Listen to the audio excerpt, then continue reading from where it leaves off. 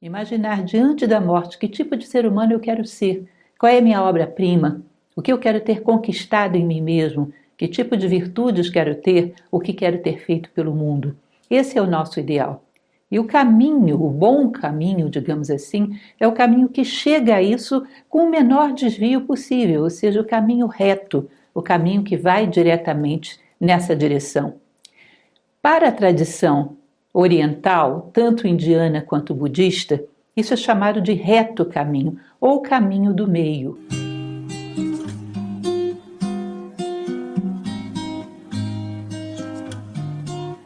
Olá! Hoje estamos aqui para um bate-papo bastante especial. Vamos falar um pouco a respeito do que seria um bom caminho para o ser humano. É claro que quando a gente fala bom caminho, já parece uma coisa conservadora, antiquada, aqueles pais de antigamente que diziam que eu quero que o meu filho siga o bom caminho, ou seja, gera um certo preconceito. Mas vamos esclarecer, do ponto de vista filosófico, o bom caminho é o caminho do bem, aquele que nos leva a um estado de consciência cada vez mais elevada, um estado de valores, virtudes e sabedoria cada vez maior, ou seja, o que nos torna mais humanos. O bom caminho é o caminho que nos leva cada vez mais próximos da ideia do bem, ou seja, que nos faz crescer um degrau, nos torna seres humanos melhores. Todos nós, de uma maneira ou de outra, procuramos crescer, que nós sentimos, sabemos que viemos ao mundo para isso. Não estamos no mundo de férias, não estamos apenas para desfrutar, estamos aqui para sairmos um pouco maiores do que éramos quando entramos, para fazermos diferença para nós mesmos, para o mundo, para as pessoas à nossa volta, de tal maneira que, ao sairmos daqui, tenhamos deixado o mundo um pouquinho melhor do que ele era quando nós chegamos. E a gente também esteja um pouco maior do que éramos quando chegamos aqui. Bom, isso dito, nós podemos entender que existe, então, um caminho mais fácil, um caminho reto, um caminho que poupa todos os desvios e que nos leva muito diretamente a esse ideal que nós estamos buscando, de maximizar as possibilidades da nossa vida para sermos um ser humano melhor. Como eu tenho dito em várias palestras, imaginar diante da morte que tipo de ser humano eu quero ser, qual é a minha obra-prima, o que eu quero ter conquistado em mim mesmo, que tipo de virtudes quero ter, o que quero ter feito pelo mundo. Esse é o nosso ideal. E o caminho, o bom caminho, digamos assim, é o caminho que chega a isso com o menor desvio possível, ou seja, o caminho reto, o caminho que vai diretamente nessa direção. Para a tradição oriental, tanto indiana quanto budista, isso é chamado de reto caminho ou caminho do meio. E nós vamos falar um pouco a respeito dessa tradição, que vai nos falar que esse caminho ele é composto por 8 fases, por 8 requisitos, que é a tradição budista. Não é o nosso intuito aqui desdobrar detalhes da tradição budista, esse não é o intuito da palestra, mas falarmos um pouco a respeito desses 8 itens, dessas 8 recomendações que o budismo nos dá para que a gente possa ver se estamos indo no caminho mais curto, se estamos indo no Dharma, porque o Dharma é exatamente isso. Uma vez li um poema oriental que dizia que o Dharma é o braço de Deus estendido sobre o cosmos. É o caminho mais direto para voltarmos à unidade. É o caminho mais direto para chegarmos à máxima perfeição que podemos alcançar enquanto seres humanos. Então, estar alinhado com o Dharma seria o reto caminho, o caminho do meio, aquele que nos ofereceria menor resistência, ou seja, maior realização e maior felicidade. Vamos entender como isso é visto a partir do budismo? Bom, disse que Siddhartha Gautama, o Buda, quando ele se iluminou, ou seja, quando chegou à sabedoria, no seu primeiro discurso, ele falou a respeito das 4 nobres verdades e do nobre e óctuplo caminho, que é o caminho para superar o sofrimento. A questão do sofrimento e da dor é uma questão central dentro da doutrina budista. Siddhartha Gautama, o Buda, procurou durante toda a sua vida uma forma, comprometeu-se com isso, de encontrar uma forma em que o homem superasse a dor, superasse o sofrimento, que ele não fosse constantemente torturado pelas grandes dores da vida, a velhice, a doença, a morte, que ele pudesse passar por todas essas coisas sem ser tão duramente atingido, ou seja, um caminho para a superação da dor. E quando ele se ilumina, no seu primeiro sermão, ele vai falar sobre esse caminho que ele encontrou. Ele vai falar que existem 4 nobres verdades. Bem resumidamente, como eu falei para vocês, o objetivo dessa nossa palestra não é falar sobre a doutrina budista, mas bem resumidamente, a primeira nobre verdade é aquela que fala sobre a dor. Que a dor existe, e a dor está diretamente ligada à impermanência. As coisas do mundo manifestado, todas são impermanentes. Tudo que você possa imaginar à sua volta, ou mesmo esse veículo que utilizamos, tudo isso é passageiro. Num determinado momento não teremos mais essas coisas. Portanto, a dor está ligada à impermanência. Ela faz parte do universo manifestado e está ligada a esse fato de que as coisas são passageiras. Essa é a primeira nobre verdade. A segunda nobre verdade vai falar sobre a origem da dor. O que faz com que nós soframos? Bom, a dor está ligada à impermanência, mas por que a gente sofre? Porque nos apegamos àquilo que é impermanente. Se nós fôssemos fazer uma lista das 10 coisas que mais amamos na vida, você vai ver que provavelmente vão ser 10 ou pelo menos 9 coisas impermanentes. Nós dificilmente colocamos nessa lista a justiça, a bondade, a fraternidade, a essência de um outro ser, mas a sua encarnação física, não é? Ou seja, buscamos coisas físicas, coisas manifestadas, coisas passageiras. Somos muito apegados a essas coisas. Quando nos apegamos àquilo que necessariamente vamos perder em algum momento, é claro que a gente vive no compasso de espera dessa perda e já com medo da perda. Quando você ganha algo, que eu te digo, é por pouco tempo, desde o primeiro momento que você desfruta desse algo, vem junto com o desfrute o medo de perdê-lo. Que a vida vai ser aquele compasso de espera, aquela contagem regressiva para perder aquilo ao qual estou tão apegado. Ou seja, a vida se torna um vale de sofrimentos, porque é uma perda depois da outra, uma vez que essas coisas não podem ser retidas. Faz parte da lei da vida todas as coisas do mundo manifestado serem passageiras. Portanto, sobre a origem da dor, a origem da dor vem do nosso apego a coisas passageiras, a coisas que necessariamente vamos perder. A terceira nobre verdade, ela vai nos falar sobre a superação da dor. Ela vai dizer que existe a possibilidade de superação da dor, que é exatamente tirando esses nossos afetos, esses nossos apegos das coisas que são passageiras para as coisas que são permanentes. Ou seja, para os valores, para as virtudes, para a nossa essência como seres humanos, para a essência de todas as coisas, para esse plano metafísico, espiritual, onde todas as coisas não passam, onde todas as coisas são permanentes. A partir do momento que encontramos essa dimensão da essência das coisas, da nossa própria essência, encontramos esse mundo onde reinam os valores, as virtudes, a sabedoria, quando entramos com os nossos afetos nesse mundo, ou seja, amamos coisas desse mundo, nós já não perdemos mais nada. Ficamos acima dessas coisas transitórias do mundo material. Elas vão e vêm e nós já não sofremos com isso. Porque sabemos que o destino delas é esse, vir e ir embora. E nós estamos apegados a coisas que não vão, que são permanentes, ou seja, que te dão um chão firme sob os teus pés. Então, essa seria a possibilidade de superação da dor, que é a terceira nobre verdade. A quarta nobre verdade, gente, vai dizer sobre o caminho para a superação da dor. Ou seja, você está aqui no mundo manifestado, onde as coisas são todas passageiras. Como eu faço para me desapegar dessas coisas e me apegar a coisas que são permanentes? Como eu faço para sair dessa encruzilhada de sofrimentos? Qual é o passo a passo que eu tenho que fazer no meu dia a dia para superar a dor? O caminho da cessação do sofrimento. E esse caminho são 8 passos que eles dão, que é o chamado nobre óctuplo caminho, ou seja, 8 passos para a libertação da dor.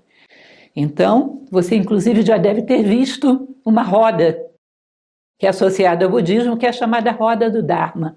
Essa roda do Dharma tem 8 raios, que estão associados exatamente ao nobre óctuplo caminho, aos 8 passos para a superação do sofrimento. Então é um dos elementos cruciais e fundamentais dentro da doutrina budista, as 4 nobres verdades e o nobre óctuplo caminho.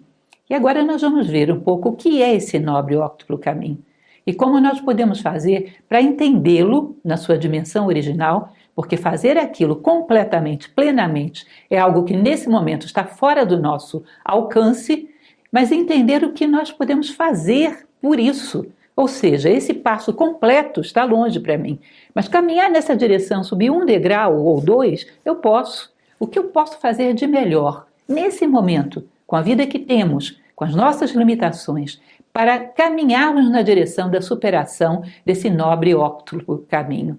Esse caminho que nos ensina a fugirmos desse monte de sofrimentos e dores em que se converte a vida manifestada quando você está extremamente ligado a ela. O medo da morte nossa e das coisas à nossa volta. O medo da perda, a constante dor que isso nos provoca. As 4 nobres verdades, então, vão falar a respeito do que é a retidão. E o nobre óctuplo caminho vai se voltar muito sobre isso. Vão ser 8 tipos de comportamento reto. Reto pensamento, reta concentração. A gente tem que entender o que é essa ideia da retidão.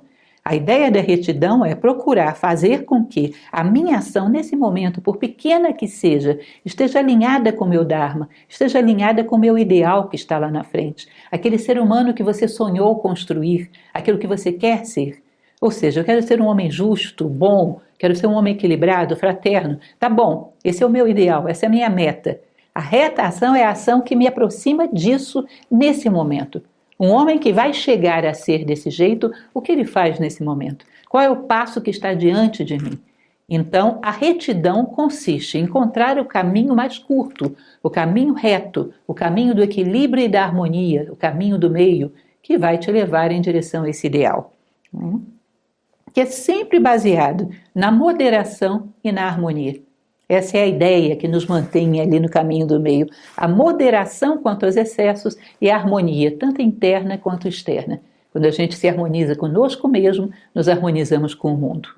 Então vamos lá para o nobre óctuplo caminho, esse nome complicado que significa, na verdade, o caminho com 8 etapas, o caminho com 8 fases. A primeira fase, o primeiro degrau do nobre óctuplo caminho é a reta compreensão.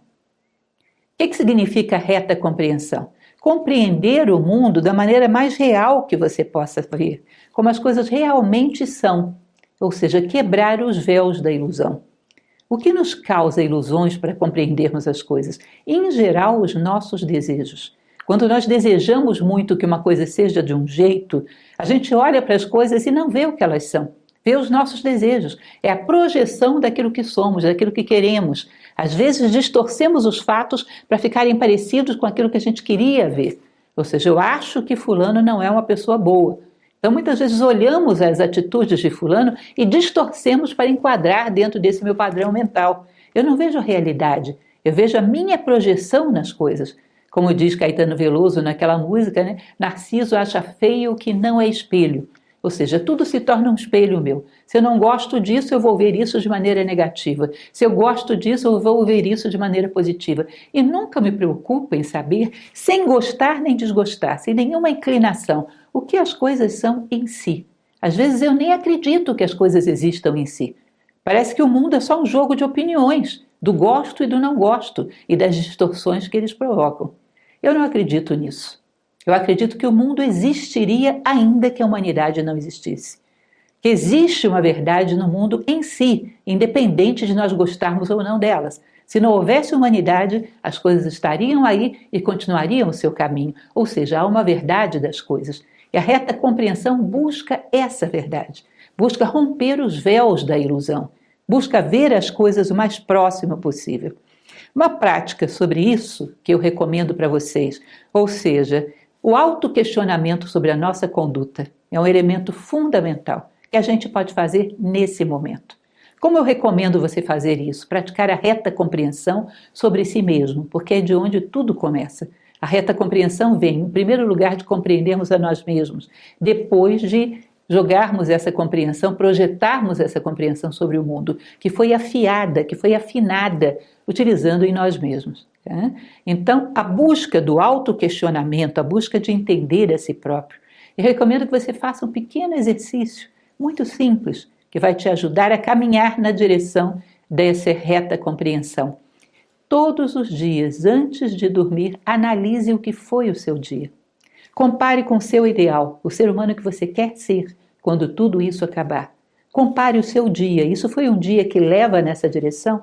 Todas as atitudes que eu tomei hoje são atitudes que me aproximam daquilo que eu quero ser ou não? Ou algumas me distanciam? Ou algumas me deixam congelado? Eu vou questionar essas atitudes que eu tive que não são coerentes com o ser humano que eu quero construir na minha vida. Vou questionar o que me levou a tomá-las. Qual foi o fator que me inclinou nessa direção? E vou procurar me preparar para que da próxima vez que eu passe por esse fator, ele não me corrompa novamente. Isso é corrupção, nos deixarmos corromper nos nossos valores pelas circunstâncias.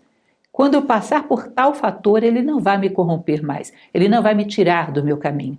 Se todos os dias a gente olha para o nosso dia e analisa o que fizemos que foi coerente com o nosso ideal e o que fizemos de incoerente, vamos nos fortalecendo, porque vamos compreendendo quem realmente somos. Lembrem daquela frase, pelas vossas obras vos conhecerei. Não é pelos vossos títulos, nem pela vossa opinião, é pelas vossas obras. Ao olharmos as nossas obras, vamos conhecendo cada vez mais quem somos nós. Eu sou uma pessoa que ainda não dominou tal coisa, então vou ficar atento a isso, para superar isso em algum momento. Quando você faz isso de todo dia, dedicar uns minutinhos à noite, se possível até escreva, faça um diário, porque aí isso fica registrado, fica mais fácil de fazer. Se for só no pensamento, o pensamento é meio fugidio, né? Faça um pequeno diário. No dia seguinte, quando você for agir, quando for fazer alguma coisa que contraria os teus princípios, na hora a consciência vai acusar. E você vai ter que assumir isso à noite, diante da tua consciência, diante do teu diário. Durante o dia, isso vai te ajudar a voltar atrás nos teus desvios. Opa, isso eu não vou saber justificar. Eu não posso assumir uma coisa dessa diante da minha consciência, está muito fora. Então, durante o dia, quando você estiver fazendo os atos, você já vai se corrigir. Vai se corrigindo para evitar de ter esse confronto tão desagradável à noite. E vai registrando, vai colocando a consciência. Porque quando não somos conscientes dos nossos erros, não temos nenhuma possibilidade de corrigi-los. Nós temos que nos avaliar pelo rastro que deixamos no mundo. O rastro que eu deixei no dia de hoje. Foi rastro de um ser humano? Ou em alguns momentos eu tive um rastro meio animalesco. Saí deixando terra arrasada. Como eu percorri o meu dia de hoje? O que foi coerente com o meu ideal de ser humano e o que foi incoerente. Esse é um autoquestionamento que vai cada vez mais nos dando ferramentas para a correção e para que você se veja e saiba para que você está apanhando, diante de que você está cedendo, quais são os seus pontos fracos, quais são as coisas a fortalecer e se prepare para trabalhar sobre esses pontos. Ou seja, Pitágoras, que foi um grande mestre de filosofia, na sua escola de Crotona, tá, no seu museu pitagórico, ele já pedia aos seus discípulos que fizessem um diário. Isso não é uma invenção minha, ou seja, era uma coisa que ele considerava altamente saudável para que a gente tome as rédeas dos nossos dias e saiba o que a gente anda fazendo e compreenda a si mesmo de uma maneira mais honesta, sem fantasias, e possa corrigir a si próprio com mais eficácia. Ou seja, a reta compreensão passa muito por vencer as ilusões, fazer uma autorreflexão que nos permita uma visão mais honesta de nós mesmos e, consequentemente, uma visão mais honesta da vida. O segundo passo vai ser o reto pensamento. O que o reto pensamento vai nos dizer? O reto pensamento é aquele pensamento de renúncia, aquele pensamento onde abrimos mão de qualquer coisa que possa causar mal. Ou seja, eu não quero que o meu pensamento vá ferir quem quer que seja. Eu quero que o meu pensamento esteja livre dos 3 venenos que eles chamam da cobiça, da raiva e da ignorância. Eu não quero que o meu pensamento esteja contaminado por algo que possa ser negativo. Eu entendo que toda a minha conduta nasce no meu pensamento. Portanto, eu tenho que cuidar do meu pensamento. A partir do meu pensamento nasce a cobiça, a raiva e a ignorância. Portanto, eu começo a perceber a importância de estar atento e controlar os meus pensamentos. Não ter aquele pensamento que constantemente fere a mim mesmo e que, consequentemente, irá ferir alguém. Uma tendência a uma crítica muito cruel, uma tendência a ver o lado negativo das coisas, uma tendência a desatenção em relação às coisas da vida, uma tendência a uma percepção do pior em tudo, ou seja, ficar atento ao seu pensamento, trabalhar para controlá-lo, porque é no plano mental que todas as coisas começam. Lá no Kybalion, isso é o primeiro princípio, né? O mentalismo.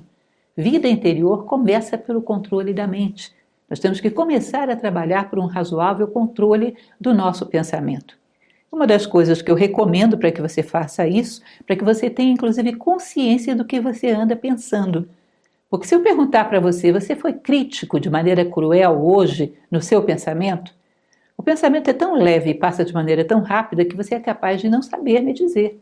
Nós não sabemos nem em que andamos pensando. Eu sempre faço um exercício com os meus alunos que eu recomendo para vocês.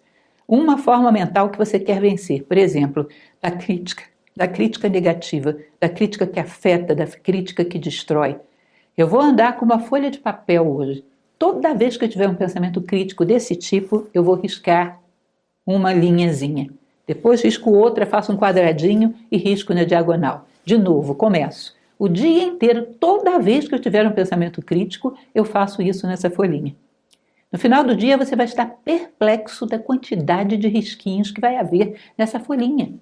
Você vai perceber que você é verdadeiramente viciado em criticar, faz isso a cada minuto e não tem consciência disso. É um vício que, se você percebe, você pode mudar. Os meus alunos chegavam para mim e diziam: professor, é incrível, porque quando eu me vigiava para não criticar, eu ficava até sem assunto mental, porque eu percebi que o meu plano mental era quase todo crítica, o tempo todo. Eu tive que virar para fora, prestar atenção nas coisas para preencher a minha mente, porque a minha mente era ocupada por crítica quase que o tempo todo. Eu tinha que parar o carro para riscar aquele papelzinho. É realmente assim. Eu pego uma forma mental de cobiça, de raiva, e vou marcando no papelzinho todas as vezes que eu tive aquela forma mental negativa. Você vai perceber que aquilo passa o dia inteiro com você. E uma vez que você sabe, você tomou consciência, você pode começar a combater conscientemente. Perceba como essas formas mentais negativas nos acompanham com muito maior frequência do que nós gostaríamos. E a partir do momento que sabemos, podemos começar a criar técnicas para evitar. Quando entra uma forma mental, não, eu não quero pensar nisso. E coloca alguma outra coisa sadia no lugar. Alguma coisa que você goste, uma coisa simples, sei lá, um esporte, qualquer coisa. Tire aquela forma mental negativa e coloque alguma coisa sadia no lugar. De tal maneira que você possa estar sempre corrigindo o curso da sua mente, até que você se livre daquele vício, que é um vício como outro qualquer. Temos vários vícios mentais, vários vícios nos nossos pensamentos. Portanto, constate e trabalhe contra eles. Procure sempre estar retirando, jogando fora e preenchendo a sua mente com outra coisa positiva e sadia. Isso é uma briga. Num determinado momento você vai perceber que ele já não vem mais com tanta frequência e em outro momento que simplesmente não vem mais. E assim a gente venceu uma grande batalha. Para isso viemos ao mundo, para vencer essa batalha contra todas essas coisas que nos poluem, que nos descaracterizam, que nos impedem de sermos verdadeiros seres humanos. Então, essa é uma dica sobre o reto pensamento. É o segundo degrau, né? A segunda parte do nobre óctuplo caminho. O terceiro degrau, a terceira recomendação, são as retas palavras. Ou seja, que a gente procure abster-se da mentira, das falsidades, das calúnias, das palavras ásperas, que a gente busque ter uma fala construtiva, harmoniosa e conciliadora. O budismo diz uma coisa muito interessante, e eu acredito nisso. Eles dizem que grande parte, se não a maioria, do nosso karma negativo vem das palavras distorcidas. Ou seja, se você considera todos os erros que cometeu na vida, a maioria deles foram palavras mal expressas, palavras malditas, palavras atravessadas, palavras de calúnia, de mentira, de ofensa, palavras de crítica maldosa. Ou seja, a maior parte dos nossos erros da vida, nosso karma negativo, na sua maioria, foram más palavras. E isso é fundamental que a gente tenha também. Mais uma coisa para a gente ter consciência, para aprender a falar com mais calma e observar o que você está falando. Ter um critério de análise de tal maneira que você possa brecar quando vem alguma coisa que não é muito coerente com aquilo que você deseja ser. Tá? Em relação a essa questão das retas palavras, eu coloco um exercício prático. Primeiro, que você cuide do seu vocabulário. O vocabulário rude, ele é ofensivo, ele é agressivo. É uma coisa, é como se você partisse, quebrasse o clima da sua fala, deixando ele baixar para um nível de vulgaridade. Então, muito cuidado com baixo calão, palavras agressivas. Esse tipo de palavra desarmoniza completamente a nossa conduta, quebra a beleza. Ninguém poderia imaginar, por exemplo, uma bela poesia com um palavrão no meio. Isso quebra totalmente a beleza, desarmoniza. Portanto, cuide do seu vocabulário, não que ele seja erudito, mas que ele seja limpo, claro, bom. Cuide de limpar o seu vocabulário. E outra coisa que é igualmente importante é que a gente veja a reação que as nossas palavras provocam nos outros. Às vezes uma pessoa vem e fala com alguém uma mensagem. Vem outro e fala com essa mesma pessoa, essa mesma mensagem, e ela se irrita e fica ofendida. Não tinha ficado quando o primeiro falou. O que está acontecendo aí? Por que eu, falando a mesma mensagem, feri as pessoas? Veja o efeito que as tuas palavras provocam nas pessoas. Eu estou ferindo, eu estou ofendendo, eu estou humilhando, eu de alguma maneira estou poluindo a mente daquela pessoa que estava muito bem, eu joguei ali uma fofoca, uma intriga. O que eu tenho feito com as pessoas através das minhas palavras? Esteja atento à tua entonação, ao rictus facial. Às vezes uma pessoa acha que você está irritado com ela simplesmente porque você guardou um sinal de tristeza no rosto. Se entristeceu com alguma coisa e não soube desfazer esse sinal do teu rosto. E andou com aquela máscara o dia inteiro, todo mundo achando que você estava mal com ele. Observe o teu rictus facial, observe a tua entonação. A entonação, então, dá um toque totalmente diferente a uma mensagem. Procure tornar a tua fala, isso no dia a dia, observe a maneira como você se comunica, sobretudo com as pessoas que são mais íntimas, porque aí é onde a gente relaxa a guarda e fala de qualquer maneira, e abre mão de uma fala respeitosa, simples, mas respeitosa, seja com palavras que sejam educadas, não eruditas, não necessita disso, a não ser em caso especial em que você queira usá-las, mas normalmente um vocabulário simples, mais positivo e uma entonação correta e um rictus facial correto, de tal maneira que você olhe para as pessoas e perceba que a tua fala está acariciando e não ferindo. Ainda que você esteja tendo que aplicar uma correção, falar uma coisa que fala sobre um defeito daquela pessoa, tentando educar aquela pessoa, ainda que a mensagem seja um pouco dura, mas a maneira como você fala parece uma carícia. E essa pessoa, mesmo recebendo essa ordem, essa recomendação, ela não se sente agredida. Ela sente que você se preocupou com ela e quer que ela melhore. E é interessante como pessoas conseguem fazer isso. Fazer com que determinadas advertências, determinadas reclamações soem tão suaves como se fossem uma carícia, pela maneira como a pessoa soube pronunciá-las. Portanto, cuide da sua palavra, da maneira como você se comunica. Tá? É uma das coisas fundamentais para que a gente diminua o nosso desvio do Dharma. Aí nós cometemos muitos desvios. Somos muito descuidados das nossas palavras. E as palavras têm um valor tremendo. Já houve tempo em que se acreditava, como na própria Índia, que as palavras têm um valor mágico. Na Índia, no Egito e em outras civilizações. Portanto, cuide delas, trate delas com carinho, não as despeje de qualquer maneira sobre as pessoas. Lembre, a maior parte dos erros da humanidade são cometidos nessa esfera. O que mais nós temos? Aí temos a reta conduta. Ou seja, o que vem a ser a reta conduta? É não ter uma conduta imprópria que possa, de alguma maneira, desviar-me do Dharma. Ou seja, aquela conduta que fere os meus valores, que fere os meus princípios. Ou seja, cuidar da minha ação, o que eu ando fazendo pela vida. Às vezes eu tenho um comportamento egoísta extremo e não estou percebendo. Em pequenas coisas, gente. Reparem as pequenas coisas, porque as grandes coisas surgem do acúmulo das pequenas. Num exército que está em guerra, ele não luta bem porque ele chegou naquele momento e foi para a guerra do nada. Ele luta bem porque ele vem treinando todos os dias. Se nós queremos ter uma atitude correta, nós temos que ir treinando todos os dias. Portanto, pense nas pequenas coisas que fazemos. Ou seja, aquela plantinha em casa que você não se importa com o sofrimento dela. Deixa ela ali secando porque você está com preguiça de levantar e ir lá e botar água. É cruel, ali tem vida. Tá? Aquela pessoa que de repente precisava de um sorriso. Você está mal-humorado, hoje eu não vou sorrir para ninguém.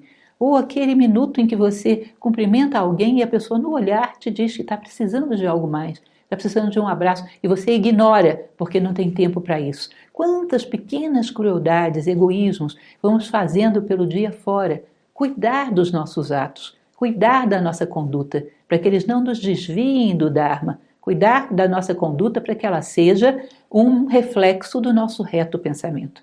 Se você tem um reto pensamento, isso facilita muito para que a sua conduta seja coerente, porque a conduta nasce lá no plano do pensamento. Né? Uma coisa que eu coloco como pequeno conselho de prática desse degrau do nobre e óctuplo caminho é cuidar das suas decisões, porque os teus atos todos são precedidos de uma decisão. Desde as coisas pequenas até as grandes, antes a gente toma uma decisão para depois agir. Tome as suas decisões com mais atenção, com mais calma. Nós temos uma mecanicidade de buscar aquilo que me traz mais vantagens, que às vezes é uma coisa tremendamente egoísta. Não procure aquilo que te traz mais vantagens. Procure aquela alternativa que beneficie o maior número possível de pessoas em cada situação. Opa, aqui o que eu vou fazer? Não vou fazer isso porque isso poderia ser até lucrativo para mim, mas fulano, ciclano, beltrano seriam afetados. Opa, aqui eu não vou pensar tal coisa, porque se eu me disperso e gero esse tipo de pensamento, daqui a pouco eu influencio outras pessoas que me vendo dispersos vão ficar dispersos também. Ou seja, cada pequena coisa que você pensa, sente, fala, age, tome cuidado que as decisões não sejam egoístas. Tome cuidado para que as decisões sejam baseadas num conjunto maior de seres humanos beneficiados, e não apenas você. Se cuidamos das nossas decisões, os nossos atos serão menos distorcidos. Haverá aí menos crueldade, haverá aí menos violência, aí haverá muito menos desvio do Dharma, se você cuida do momento da decisão. Sempre procurando ampliar a sua esfera de preocupação. Mais gente, não só a tua pele, não só o teu benefício, mais gente, um conjunto maior de seres humanos. Porque o ideal é que um dia a gente pense em toda a humanidade. É para isso que caminhamos. Um dia, lá na frente, quando formos bem mais sábios, nós consideraremos toda a humanidade antes de tomar qualquer decisão. Nesse momento, o máximo que eu posso. Seguindo adiante, reto meio de vida. Ele vai dizer que o reto meio de vida é um modo de vida equilibrado, que nem tende para o perdulário, nem para o mesquinho. Nem aquele modo de vida onde você acumula recursos, nem aquele que você desperdiça tudo, mas equilibrado, que atende à lei da necessidade da vida e que não fere nenhum dos teus princípios, nenhum dos teus valores. Ou seja, segundo isso, você não poderia ter uma profissão, um ato que diretamente fere as pessoas. Teria que questionar se aquilo que você está fazendo para obter a sua sobrevivência não é algo que impede o outro de seguir a sua sobrevivência sadia também, de obter a sua sobrevivência sadia. Então, que tenha esse critério de analisar. Avaliar de forma sensata se o nosso modo de vida não fere diretamente alguém. A maneira como eu faço tal coisa, a maneira como eu faço uma venda, eu minto para as pessoas, a maneira como eu atendo uma pessoa, eu sou realmente aquela pessoa gentil, ou estou usando uma máscara até que ela feche o negócio. Ou seja, a maneira como eu ganho a minha vida e também o tipo de trabalho que faço. Agora, com lucidez, vamos ter cuidado, porque se começarmos com um critério não lúcido, vamos sair pedindo demissão mais de metade da humanidade. Nós temos que entender que uma coisa que faz mal a alguém, um modo de vida indigno, é aquilo que de alguma maneira fere diretamente o outro. Sei lá, você é um vendedor de droga, não tem nem o que questionar. Você é um gerador de pornografia, não tem nem o que questionar. Agora, se por exemplo você trabalha numa fábrica de bebidas, essa bebida não foi feita para embriagar as pessoas. As pessoas podem beber socialmente. Muita gente gosta de beber. E isso não tem nada de mal. Não tem nada de mal que alguém no jantar, no encontro social, beba ali seu vinho, sua cervejinha. Isso não é nenhum pecado capital. A bebida não foi criada para gerar a embriaguez, a doença da embriaguez. Ela foi gerada para gerar esse consumo social sadio. E, portanto, o excesso não é culpa dela. É como se você não pudesse trabalhar numa fábrica de chocolates porque existem chocólatras. Mas o chocolate não foi feito para os chocólatras. Foi feito para aqueles que têm um consumo normal, que gostam, apreciam e consomem moderadamente, não é? Portanto, você não pode dizer, não trabalho numa fábrica de chocolate porque tem viciados em chocolate. Isso não é uma relação direta. Esse objeto não foi feito para prejudicar as pessoas. Agora, quando se usa mal as coisas, todas elas podem ser prejudiciais.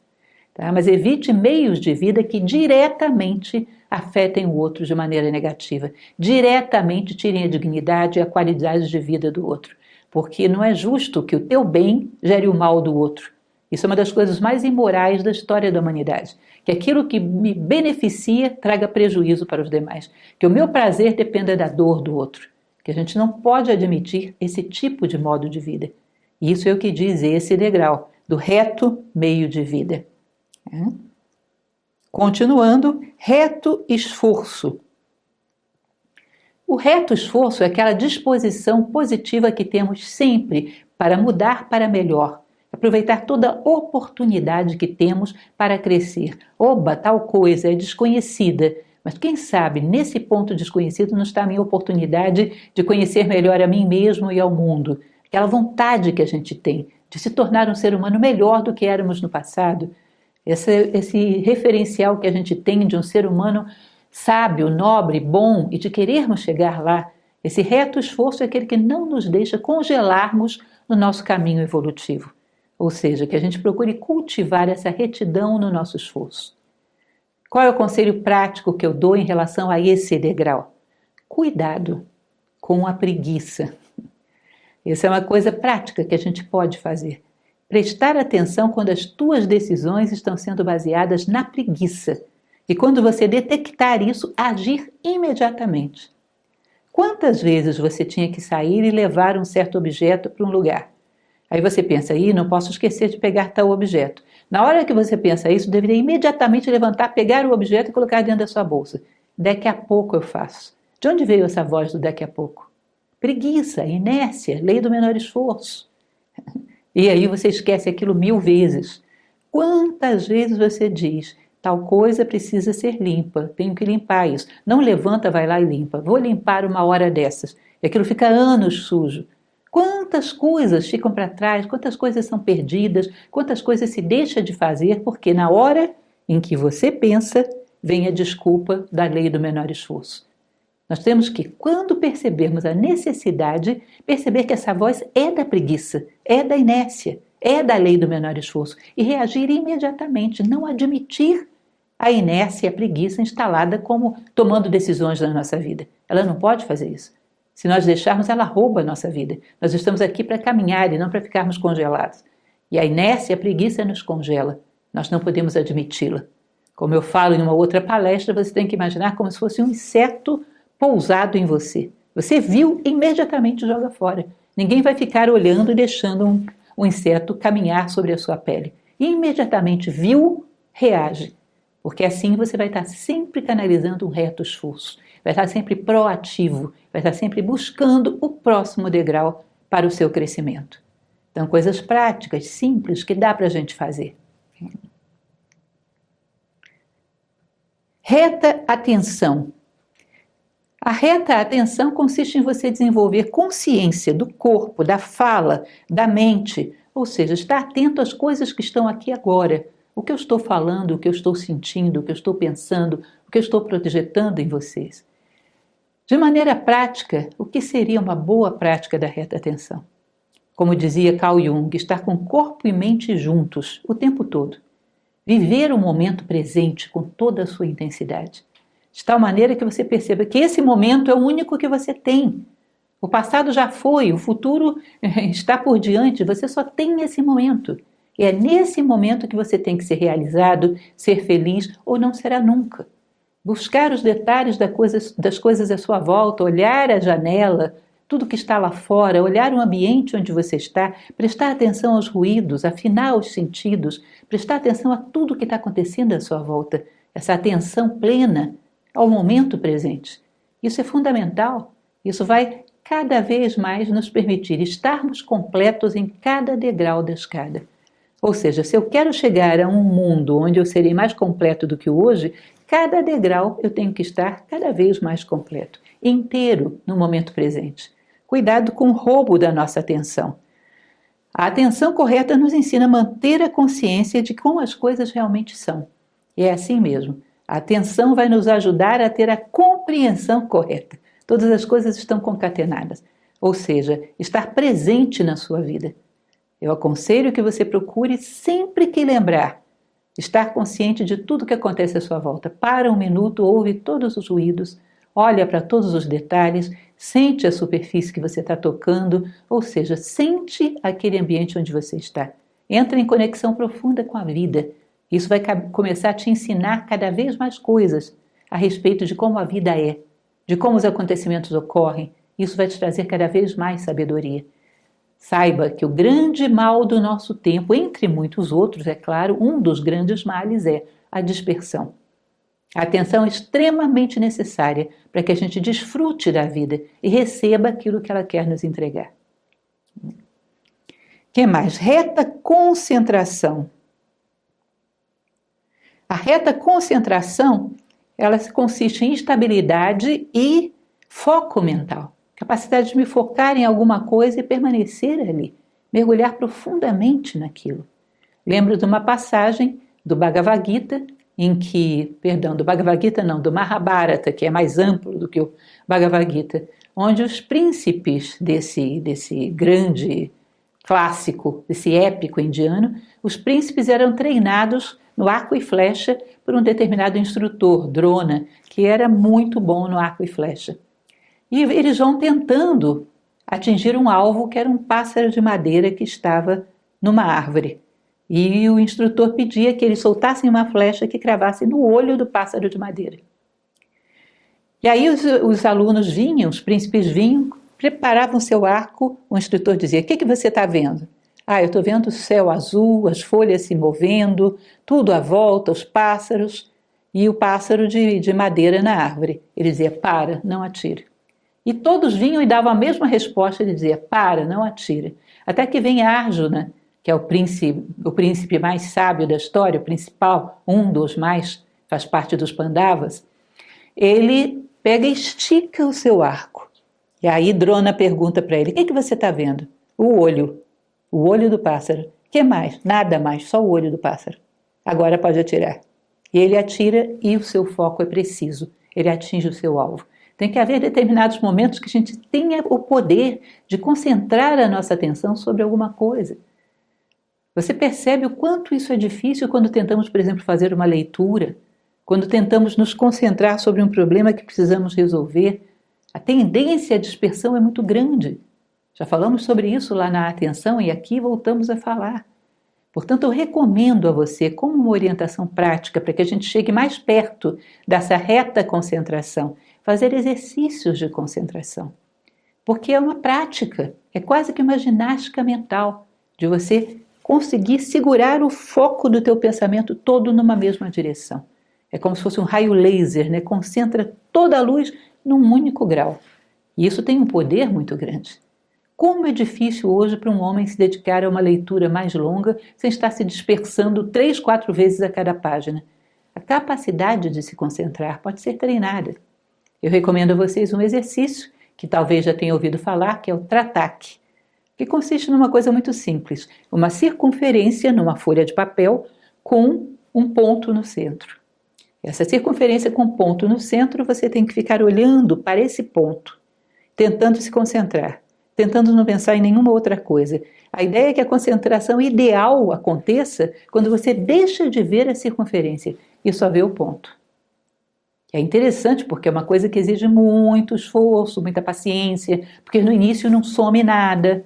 Aí você começa a ver duplicado o ponto, é aquela confusão. Lá pelas tantas, depois de muito insistir, você começa a ver a circunferência acender e apagar, ou sumir pedaços dela. Se você insiste um pouco mais, ainda que seja por segundos, você não enxerga nada da circunferência, enxerga apenas o ponto. Você vai dizer: que grande coisa eu ganhei com isso. Ganhou sim, vai ler um livro para você ver que nível de concentração você consegue agora. É como se fosse uma musculatura da atenção. Você praticou como quem pratica um músculo numa academia, quem exercita um músculo numa academia. Isso, quando você necessitar usar, você vai ver as vantagens que traz. Ah, mas eu não posso andar com uma folha de papel com uma circunferência e um ponto o dia inteiro. Faça isso com um ponto qualquer na parede. Não vou ver mais nada. Nenhuma das quinas da parede, não vou ver nada. Só vou ver esse ponto. Pratique quando você estiver numa fila, esperando, em qualquer lugar. Pratique um pouco de trataque. É um exercício muito simples, mas que realmente ajuda você a desenvolver essa musculatura. Poder estar pleno, concentrado naquele objeto que nesse momento você deseja atender. Para vê-lo em profundidade, para vê-lo com clareza. Então, a minha recomendação, pegue o trataque ou outro exercício que você conheça, pratique concentração.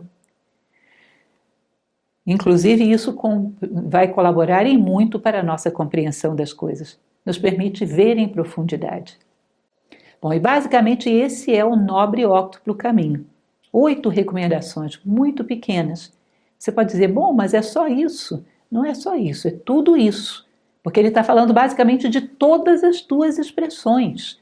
Teu pensamento, tua palavra, tua ação, tua concentração, tua atenção, teu modo de vida, ou seja, tudo que você está fazendo, toda a tua manifestação no mundo, que procure o Dharma. Procure o Dharma em tudo que você faz. Ou seja, em cada atitude procure o seu melhor. Procure estar inteiro, presente, dando o seu melhor a cada passo da vida. Isso vai cada vez mais corrigindo, tirando os vícios, cortando as arestas, polindo as arestas, cada vez mais nos aproximando desse caminho, que é o caminho de menor resistência para a realização, para a felicidade, para a harmonia com a natureza interna e exterior, ou seja, para a vida humana propriamente dita. Essa tradição ela nos coloca esse conjunto de conselhos de uma forma muito generosa e nos mostra como nós podemos fazer uma programação de vida para chegarmos a isso paulatinamente, subindo cada vez um pequeno degrau. Não é nada extraordinário, não é nada do outro mundo, mas exige disciplina, perseverança e constância, sem pressa e sem pausa, caminhando nessa direção, de assimilar cada uma dessas condutas através de pequenas práticas como essas que eu passei para vocês. Bom, consegui isso, vou tentar uma prática um pouco mais avançada, vou cada vez mais alinhando com o meu caminho, até que um dia eu confio, e confio realmente, que todos nós seres humanos seremos capazes de atingir esse caminho do meio, esse reto caminho que nos leva à superação de tudo que é dor, de tudo que é sofrimento e nos torna capazes de também conduzir a humanidade nessa direção. Eu espero que vocês possam refletir um pouco sobre isso, vejam como são coisas factíveis, que se animem talvez a tentá-las, talvez a fazê-las, vendo que é algo que está dentro da nossa esfera de ação e acreditando no benefício que isso pode nos trazer. Um grande abraço para você.